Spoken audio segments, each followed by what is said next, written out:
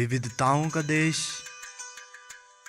विभिन्नताओं का देश, त्योहारों का देश, कलाओं का देश, देशों में देश भारत, जो अपने में कई इतिहास दफनाए हुए है, जिनमें से एक है अंबाला के होली रेडीमर कैथोलिक चर्च का इतिहास।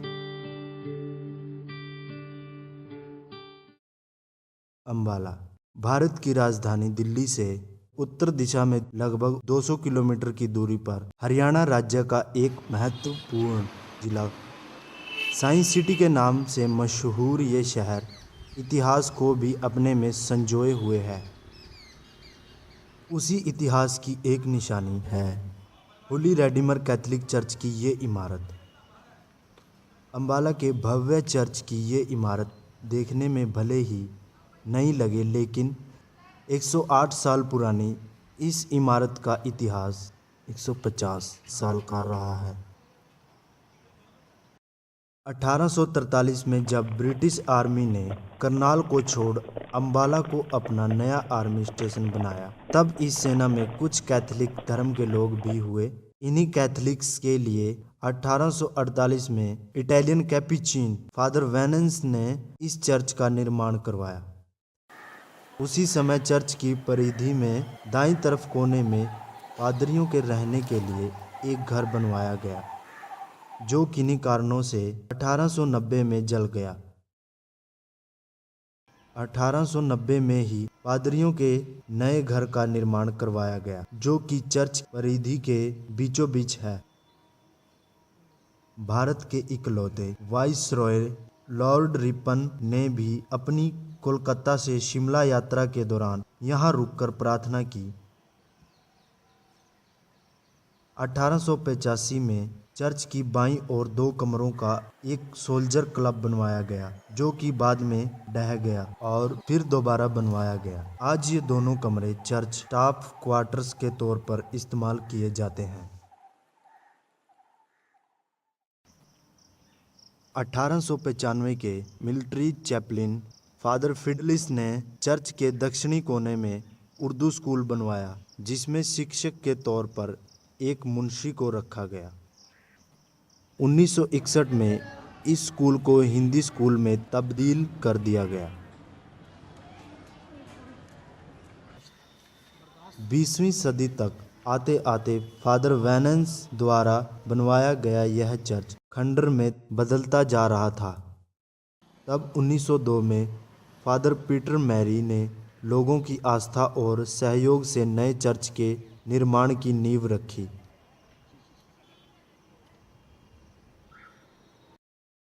कैथोलिक लोगों की आस्था का नया स्वरूप होली रेडीमर कैथोलिक चर्च 1905 में बनकर तैयार हो गया। पुराने चर्च की निशानी के रूप में स्थापित स्मारक पत्थर पुराने चर्च के ऊंचे अल्टार की जगह को दर्शाता है। ये चर्च जो आप अभी देख रहे हैं, ये 1905 में बनाया गया था और रिडम्प्रिस्ट फादर इस चर्च से सन 1956 में जुड़े। नए चर्च को और भी खूबसूरत बनाने के लिए चर्च के अंदर 3 संगमरमर के अल्टार संगमरमर के फर्श के ऊपर लगाए गए हैं। संगमरमर के फर्श के ऊपर कम्युनियन रेलिंग भी लगाई गई थी, जो कि अब हटा दी गई है। जब आप चर्च में प्रवेश करते हैं तो आपको जीसस और मदर मैरी की बड़ी बड़ी मूर्तियां दिखाई देती हैं और संगमरमर के अल्टार जो संगमरमर के फर्श पर लगे हुए हैं, ये सब हमें पुराने समय की खूबसूरत वास्तुकला की याद दिलाते हैं।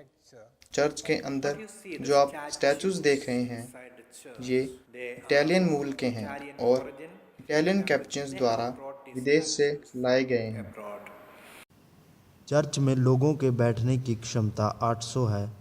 जिन मेज़ों पर लोग बैठकर आज प्रार्थना करते हैं, यह मेज़ अंग्रेजी सैनिकों को मद्देनज़र रखते हुए बनाए गए थे।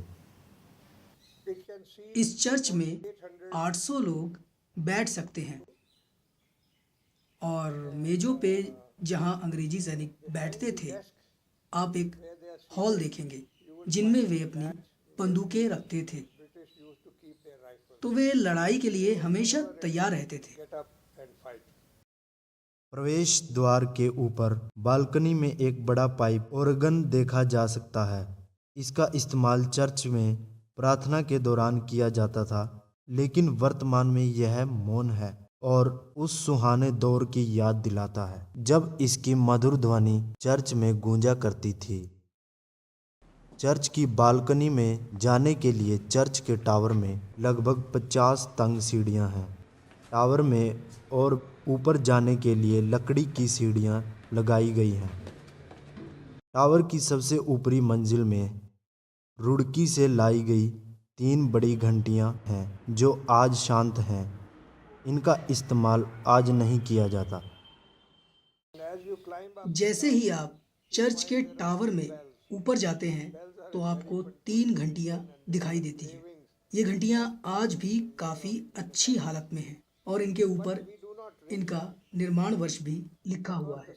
लेकिन आज ये घंटियां बजाई नहीं जाती क्योंकि चर्च का ढांचा काफ़ी पुराना है और घंटियां बजाने से ये काँपने लगता है। मगर जब ये घंटियां बजाई जाती थी, तब इनकी गूंज 10 किलोमीटर दूर अंबाला शहर तक सुनाई देती थी।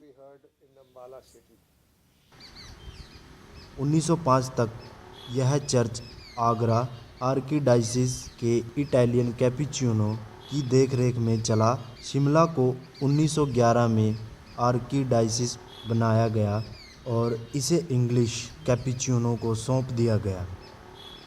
English Capuchin father Anthony Douglas ने चर्च के नज़दीक ही मदर मैरी का एक ग्रोटो बनवाया और फादर एंथनी ही यहाँ सबसे लंबे वक्त 1911 से 1939 तक रहे। इस चर्च की जमीन जून 1951 में कंटोनमेंट एक्ट 1924 की धारा 280 के तहत शिमला और दिल्ली के आर्कबिशप को लीज पर प्रदान की गई थी। चर्च की वास्तुकला चर्च की खूबसूरती को और बढ़ा देती है। इसे गॉथिक अंदाज में बनाया गया है।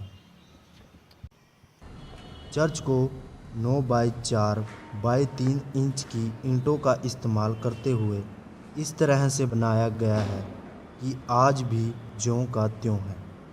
इस चर्च की दीवारों की मोटाई लगभग 21 से 27 इंच के आसपास है, क्योंकि उस टाइम अंग्रेज़ जो भी स्ट्रक्चर बनाते थे उसमें लगभग इतनी ही मोटाई और दीवारों की रखते थे। उसका कारण ये था, उस टाइम सीमेंट नहीं था, जिसके कारण हम लोग अंग्रेज़ों ने क्या किया, उसमें गारा बनाया, गारे में चूना मिलाया और चूने में बॉन्डिंग क्षमता बहुत अच्छी होती है, जिसे हम आज के टाइम में हम लाइम सुर्खी कहते हैं। लाइम सुर्खी इसमें यूज़ की हुई है। 21 इंच की इसकी मोटाई है, ताकि अगर जितना मर्जी विंड प्रेशर आ जाए, जितना मर्जी लोड आ जाए, ये अपनी जगह पे खड़ा रहे। अंग्रेजी इंजीनियरों ने चर्च के हर हिस्से को इस तरह बनाया है जिससे मुश्किलों के बावजूद भी ये इमारत सालों साल खड़ी रहे।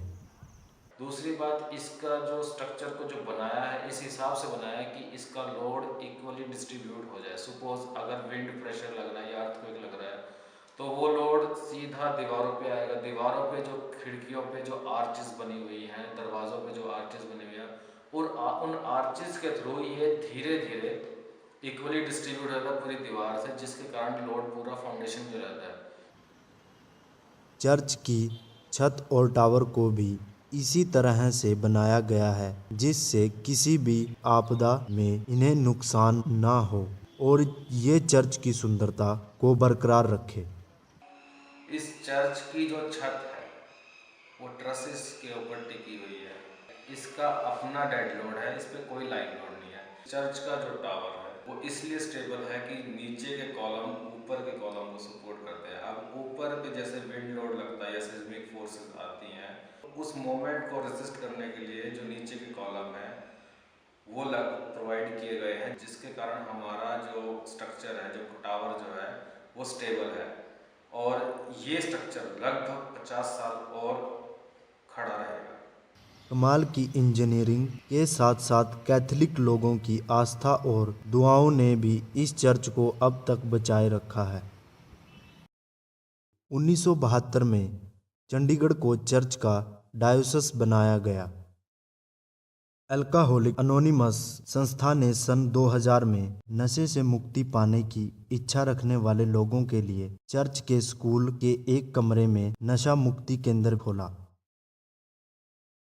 होली रेडीमर कैथोलिक चर्च अम्बाला के सभी पुराने चर्चों में से एकमात्र जीवंत चर्च है।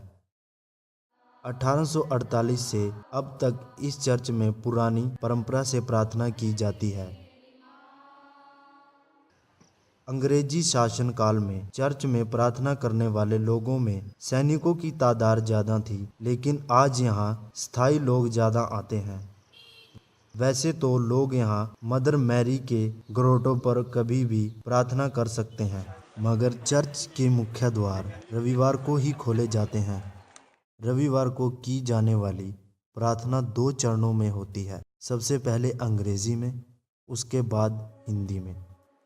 अपने जीवन में तिरस्कार अपमान सहना पड़ा। चर्च में होने वाली गतिविधियों का खर्च दान पर ही चलता है। ये अम्बाला रेलवे स्टेशन और बस स्टैंड के पास महारानी झांसी मार्ग पर स्थित है। 6 एकड़ जमीन में फैला यह उत्तरी भारत के ऊंचे चर्चों में से एक है। यदि इसके टावर पर चढ़कर देखा जाए तो पूरे अम्बाला शहर का दृश्य आपको दिखाई देगा।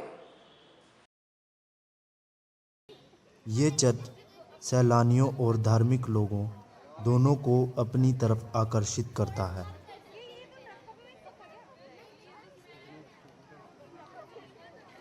चर्च की इंजीनियरिंग सुंदरता और लोगों की इसके प्रति धार्मिक आस्था को देखते हुए हम उम्मीद कर सकते हैं कि ये चर्च आने वाले कई वर्षों तक अपने इतिहास को बचाए रखेगा।